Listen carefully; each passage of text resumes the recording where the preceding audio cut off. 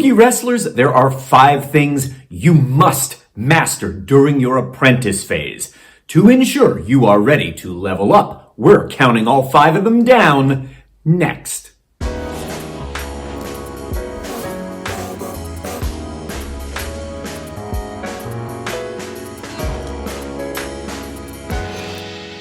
I'm Mike Quackenbush, and this is Till We Make It. I've been working in pro wrestling for over 30 years now.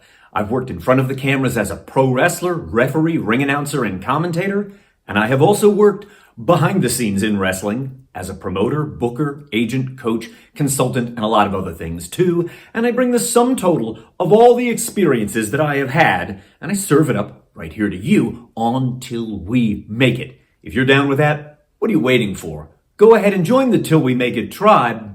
Subscribe to my channel right now. And thanks for doing that.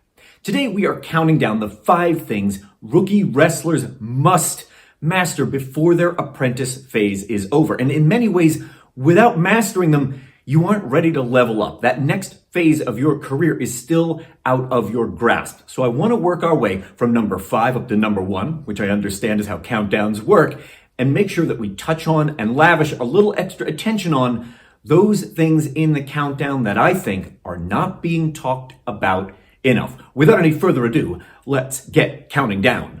Number 5, confident. Here we go again. Confident footwork. You've probably heard your coach yell at you about this already. Your footwork has to exude confidence. And if this concept is brand new to you, I want to help you understand what we're talking about. Your footwork, how many steps you take as you're moving about the ring and where your feet go in certain holds is key. And in order for that footwork to exude confidence, it cannot be busy. You can't be taking more steps than you need. Another way of thinking about that is take as few steps as possible to complete each thing you are doing in the ring.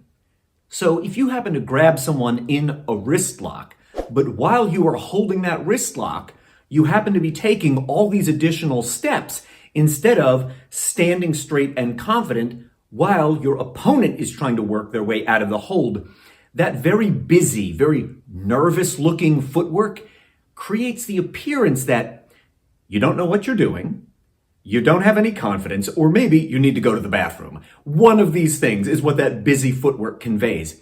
But it also gives away the sound of the ring prematurely. We want to get the biggest pops for our bumps when we are putting our bodies through what is effectively a car crash. If we're going to take a bump, we want the audience to react. And the more we preserve the sound of the ring for those moments, in other words, the more unique we make the sound of the ring in the performance, the better the reaction it's going to get. But if you're taking 35 steps to put on a wrist lock, you're giving away the sound of the ring prematurely. Collectively, all these things contribute to your footwork, which needs to exude confidence. It should not make you look nervous or anything less than well-rehearsed. Number 4, the dynamic of selling. In order to level up your pro wrestling career, you need to have a firm grasp on number 4 on the countdown.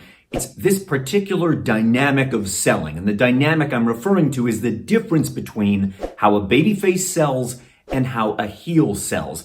This particular dynamic could be explained thusly. A babyface sells to overcome the pain, while a heel sells because they cannot bear the pain any longer.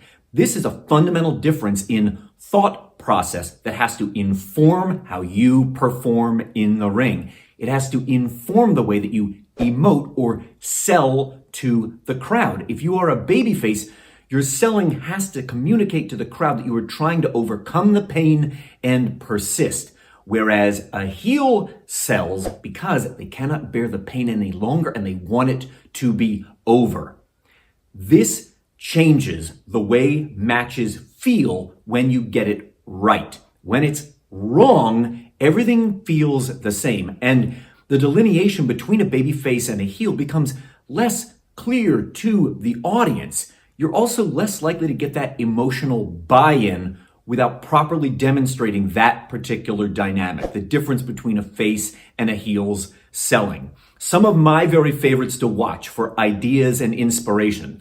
On the babyface side, Ricky the Dragon Steamboat.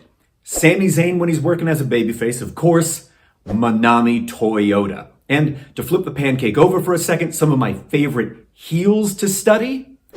Rick the Model Martel. Never get tired of him.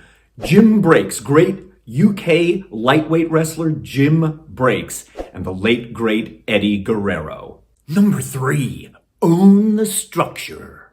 Reaching this milestone is a real game changer. Number 3 on the countdown, you need ownership over 3-act structure. You've got to master this. You want to know where you are at in a match at any given time in case you are improvising or if you forget what's next. If you know I'm in the middle of Act 2, then you know what the match needs at that time.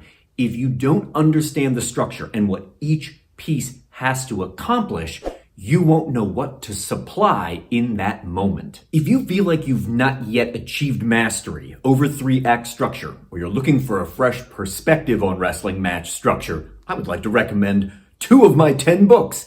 Those are 7 Keys to Becoming a Better Performer and Toolbox Building Better Pro Wrestling, both of which in part deal with different topics related to structure. You can get them on Amazon or on audible.com. You've probably got an Amazon gift card right now you're wondering what to do with, and you also knew that I was going to get a shameless book plug-in. Let's bring these 2 things together and solve a problem. Grab them. 7 Keys, Toolbox, Amazon. Go. Number 2, listening to the audience. While I bet you've been told to listen to the audience, I want to expand this idea a little bit, not just to include your match, but listen to the audience before your match. So unless you are the opener, there are going to be matches before yours on the card. Listen to what's getting a reaction.